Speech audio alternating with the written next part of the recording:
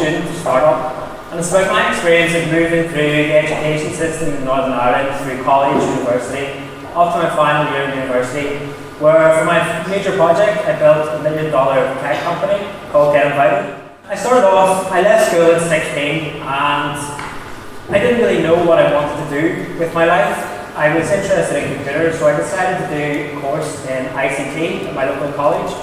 And I did this for almost 2 years. I say almost 2 years because I left 3 weeks before the end. Now that sounds like a silly thing to do, but it was actually one of the best decisions that I've ever made.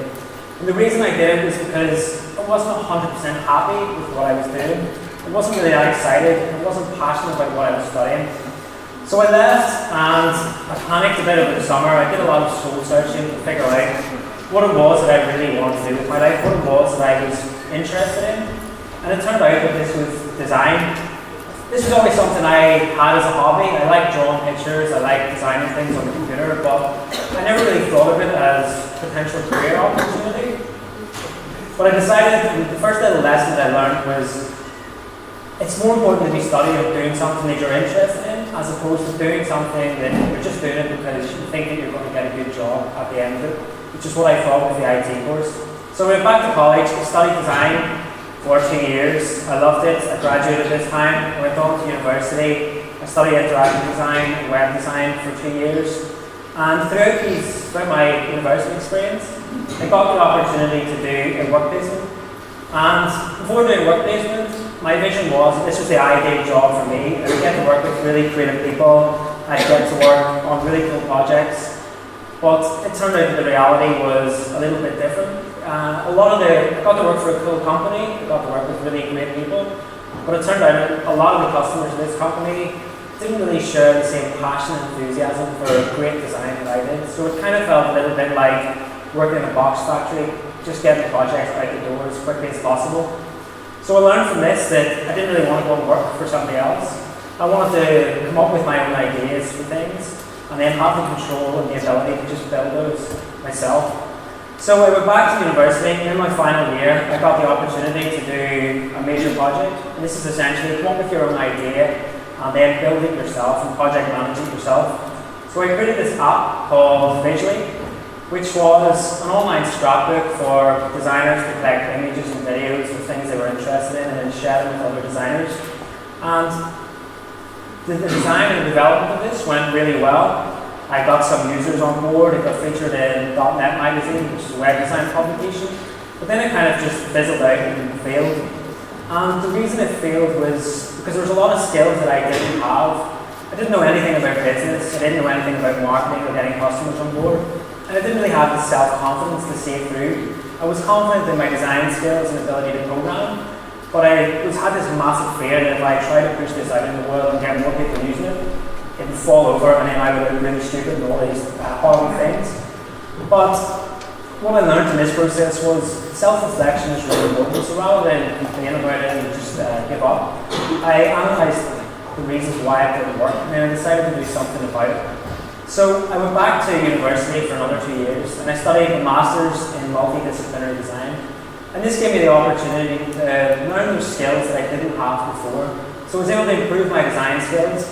I was able to study business, especially in relation to online apps and online software.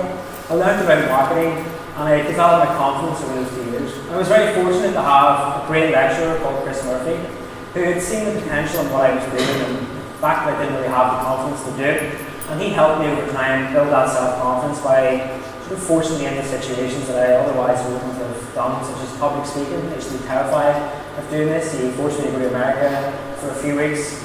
And over the course of the 2 years, I was able to build up those skills.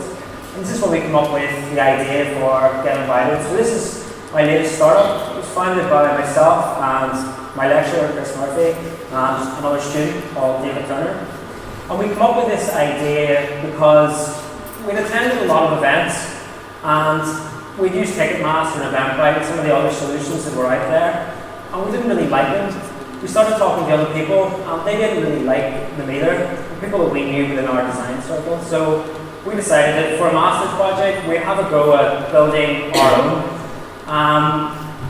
And we would just do this because we just wanted to do this because we wanted to create something that was better designed, but we felt we could do better, deliver a better experience to the user. So we sat down one afternoon and we built this very first version of Get Invited, and it took us like 4 hours. We knew that we had a good idea, but we wanted to see if anybody else thought it was a good idea. So we built this really rough prototype, and then we identified a potential customer within the university who ran the university events. We said to him, hey Tim, can we sit down with you for half an hour, show you what we're working on and get some input? And he agreed, and we showed him this, and he hated what he was using already, and he gives a whole bunch of suggestions on what we could do to make a really good ticketing system. So the little lesson in this was, you don't have to spend 2 or 3 years building something before you go out and show it to the world and ask if it's a good idea. If you've got an idea, you can build something in 3 or 4 hours. It could be a sketch on the back of a napkin, and you just go out and show it to people and see what they think. And if other people think it's a good idea, then it's probably worth pursuing. So we designed this, we built our first, after we got that feedback, we built a more functional prototype, and we went back to the university and says, we've now built this, it works, we can process payments, would you be interested in giving this a go for one of your events? And the guy Tim agreed, and he tried it out for the Ulster Festival of Art and Design, which was a series of events in Belfast run by the university. We sold £4,000 worth of tickets in a few weeks.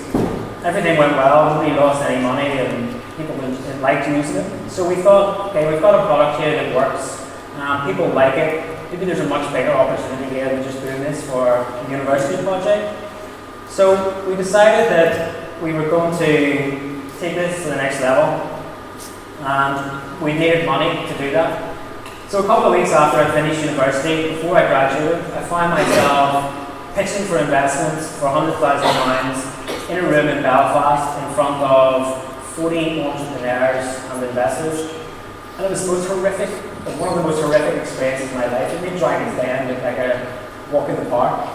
We prepared the pitch, we delivered a really good pitch, but in the Q&A section we got absolutely slobbered. I couldn't answer any of the questions. We looked incredibly stupid, it was really humiliating. And then I went home that night feeling totally defeated, and almost to the point where I just felt like giving up. But I rang one of my mentors in the university. He was a guy called Tim who was helping us through this process, and he told me that you may not have the answers to all these questions at the start, but that's okay. If you had all these answers, you wouldn't be standing in a room asking somebody for money. You'd already sold your company for so many $1 billion, so it's okay to not have the answers at the start. You're just taking that first step. Just go back in the next day, give feedback, be positive, be confident.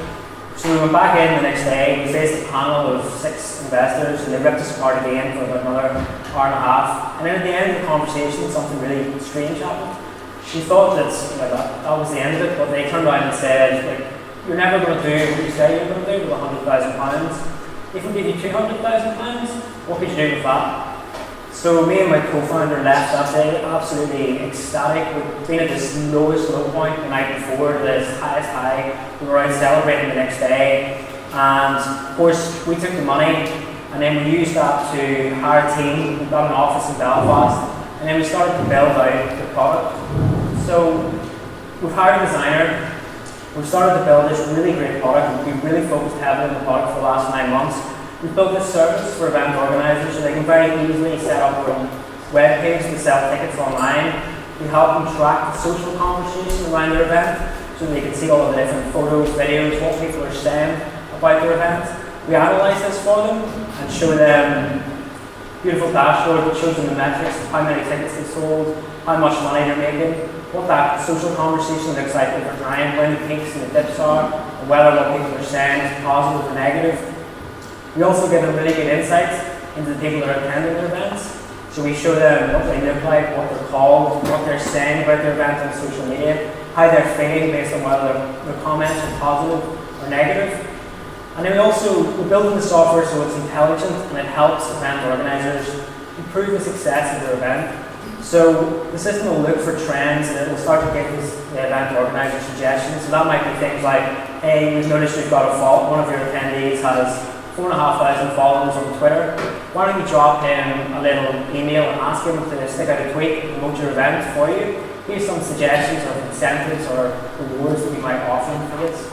So we've built this great product in the last 9 months. And we've got some good customers on board in the UK and across Europe. But we realised that to really test this out, we have to take it to the United States. So in June, me and my colleague Emma, who's our marketing manager, just hopped on a plane, went to New York for 2 weeks, and then went to New York for a week, and then went to San Francisco for 2 weeks. And we basically just went and tried to set up little meetings and get talking to as many people as possible. And I managed to worm my way into Facebook, Stripe, Square, and a whole bunch of really cool companies to show them, get invited, and tell them what we were working on. And we started to get really good feedback. Square and I tried it out for their own internal events. And then off the back of this, things just started to snowball.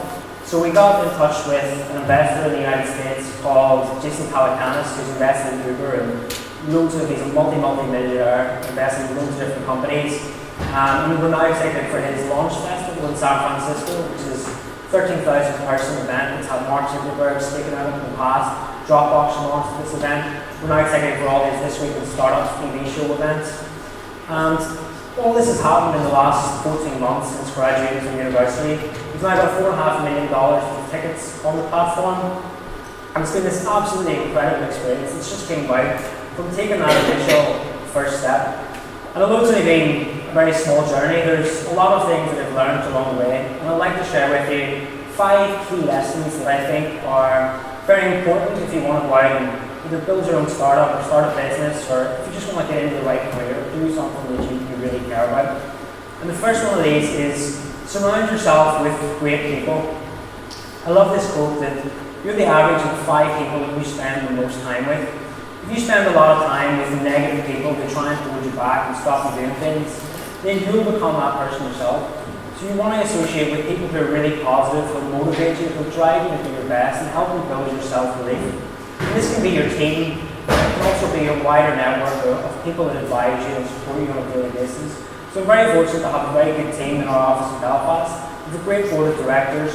We also have a sort of wider network of people that just give us advice and help us along the way. And I think it's very important to have those people around you because nobody does this journey by themselves. Build an emotional bomb shelter. By that I mean working in a startup is incredibly stressful. This little graph of emotions over time illustrates it incredibly well. You could experience the lowest lows and the highest highs, often in a very short period of time. So I gave that example before of pitching to an investment, feeling totally defeated the one night, and then the next minute, we have this offer of £200,000, and then that's great, but it takes a huge amount of, it can have a huge impact on your emotional and mental health. And once we got that offer, it took 6 months to get the money into the bank. And over those 6 months, my emotional health just rapidly deteriorated because we rented an office, we hired an employee, we were sitting there with the invoice on the table, we had to pay the salaries, but we still haven't got the money in the bank. And so the lesson in this is you need to develop a huge amount of emotional resilience to be able to handle everything that's happening, just kind of remain balanced. You can't get sucked into this wild roller coaster of everything that's going on. And a lot of people will try and sort of tear you down or hold you back or tell you to go work. And I think you should take advice from most people with a pinch of salt, even what I'm telling you right now. The general rule of thumb that I use is you have to earn the right to give somebody advice, and you can only earn that right through experience. So on a daily basis, lots of people tell me what I should be doing or the best way to run a business. But I think the people that I listen to most are the people that have been there and done it and are talking from experience. A lot of people will tell you how to build a startup that have never built a startup or been involved in one before in their life.